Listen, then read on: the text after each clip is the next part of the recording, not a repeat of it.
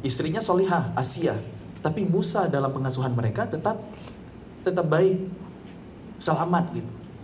Jadi kerusakan itu lebih parah kalau yang rusak adalah perempuannya. Dan lihat ketika kondisinya ideal, suaminya soleh, istrinya solehah, keluarga Ibrahim, maka anaknya soleh-solehah semuanya. Keturunan Nabi Ibrahim banyak yang menjadi nabi. Nah, ini intermezzo aja. Balik lagi ke kisah Yusuf, banyak iklannya ya. Balik lagi ke kisah Yusuf, Nabi Yusuf itu kan dapat ujian banyak ya. Di keluarga dijulitin saudaranya, dibuang ke sumur, dikutip pedagang, dijual jadi budak, terus jebak di istana, diajak berzina, dijeblosin ke penjara, ujian semuanya. Tapi kelak Nabi Yusuf keluar dari penjara karena punya kemampuan takwil mimpi. Nabi Yusuf di penjara ketemu 2 orang yang ditangkap gara-gara satu di antara mereka itu meracun raja. Tapi nggak tahu siapa pelakunya, ya udah dua-duanya ditangkap. Satu pemeras anggur, satu pembuat roti. Ketika mereka mimpi, diketahui maknanya oleh Nabi Yusuf sehingga ketahuanlah siapa pelaku sebenarnya. Satu. Kemudian raja di zaman itu mimpi juga. Mimpi yang maknanya adalah akan terjadi 7 tahun krisis. Harus menabung pangan 7 tahun sebelumnya. Kalau enggak, bisa mati kelaparan tuh satu negeri. Coba lihat, kalau Nabi Yusuf enggak Allah perjalankan, nggak mengalami ujian demi ujian, mungkin Nabi Yusuf, saudaranya, ayah mereka Nabi Yakub alaihissalam akan meninggal dalam tragedi krisis pangan. Tapi ketika Nabi Yusuf Allah perjalankan, yang selamat bukan hanya keluarga mereka, tapi seluruh penduduk Mesir di zaman itu. Jadi kalau kita hari ini merantau atau punya anak ya, suatu saat mereka besar, harus kita titipkan ke pesantren jauh dari kita, yakinlah, ibarat kita mengkarantina anak kita seperti Nabi Yusuf yang terpisah dari ayahnya puluhan tahun lamanya. Ada sebab kemuliaan, ada sebab kebesaran. Dan kalau Nabi Yusuf nggak ngalamin ujian-ujian itu, nggak ada jabatan tinggi, nggak ada kemuliaan yang diperoleh di kemudian hari. Kan Nabi Yusuf itu diangkat jadi bendahara negeri Mesir, akhirnya happy ending, ngumpul lagi sama keluarganya, ketemu lagi sama ayahnya. Nabi Yusuf berbesar hati memaafkan kesalahan saudara-saudaranya, happy ending.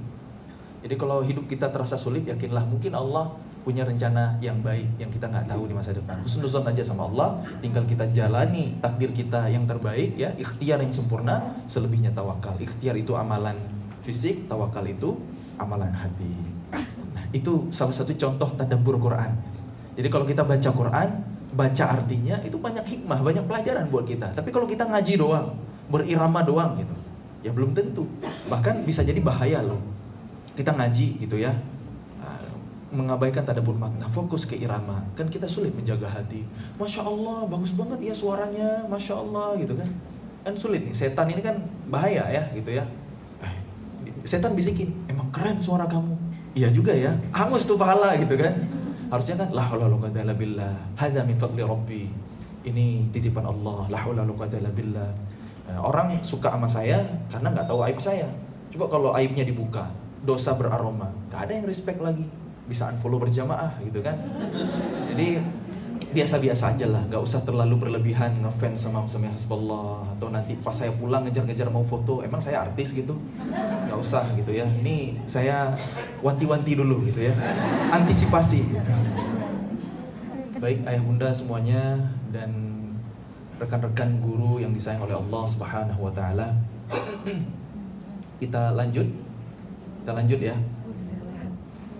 Bacaan yang tartil, tajwidnya terjaga, tadabbur makna, dan sempurnakan dengan irama. Jadi irama ini hanya penyempurna sebenarnya. Dan hari ini harus saya akui, ketika generasi muda kita, masyarakat kita masih jauh dari Quran. Bukan kata saya, tapi data yang berbicara. Dewan Masjid Indonesia merilis data tahun 2021, Indonesia adalah negara berpenduduk muslim terbesar di dunia. Tapi 65% umat Islam di negeri kita itu nggak bisa ngaji alias buta huruf Al-Quran. Lebih dari setengahnya. Kebayang nggak? Penyumbang jamaah haji paling rame dari bangsa kita, tapi lebih dari setengahnya nggak bisa ngaji, nggak kenal kitab sucinya. Itu gimana ya? Dan saya juga mengalami. Alhamdulillah saya diamanahi menjadi salah seorang brand ambassador dari sebuah penerbit mushaf Al-Quran. ada mushaf yang dicetak khusus untuk membantu hafalan. Satu halaman dibagi blok warna, ada 8 gitu ya, biar mudah menghafal. Ada mushaf transliterasi Latin untuk pemula. Ada tulisan Arabnya, ada alfabetnya di bawah, ada Latinnya, cara bacanya. Ternyata yang itu lebih laku daripada mushaf hafalan. Artinya memang di luar sana yang belum bisa ngaji itu banyak sekali.